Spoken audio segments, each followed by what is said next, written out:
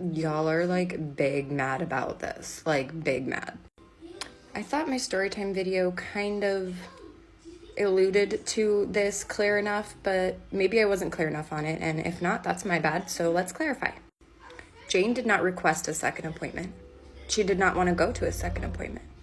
Jane was told that she had already consented to a surgical abortion because Franz Thierd's initial consent forms for medical abortion state that if the medical abortion does not work, the patient must, in all caps, MUST, must return to complete the abortion via surgical abortion.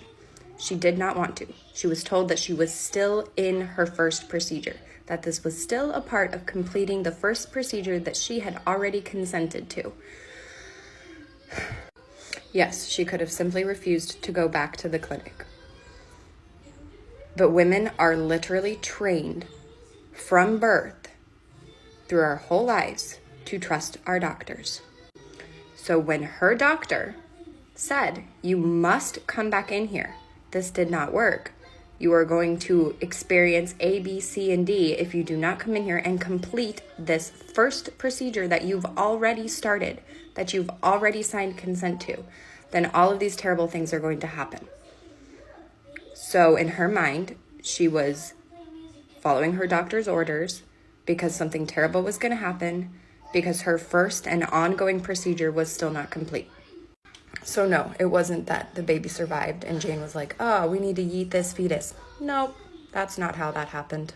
In fact, her and her husband actually had discussed if the pills didn't work and maybe that would be a sign. And it wasn't like she just wanted to go in and make sure that sucker got vacuumed out.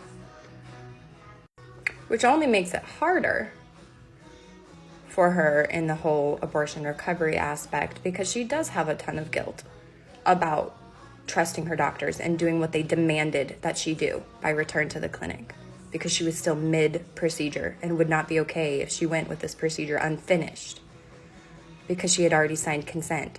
And we need to make a point that requiring consent for surgical abortion on consent forms for a medical abortion is not legal.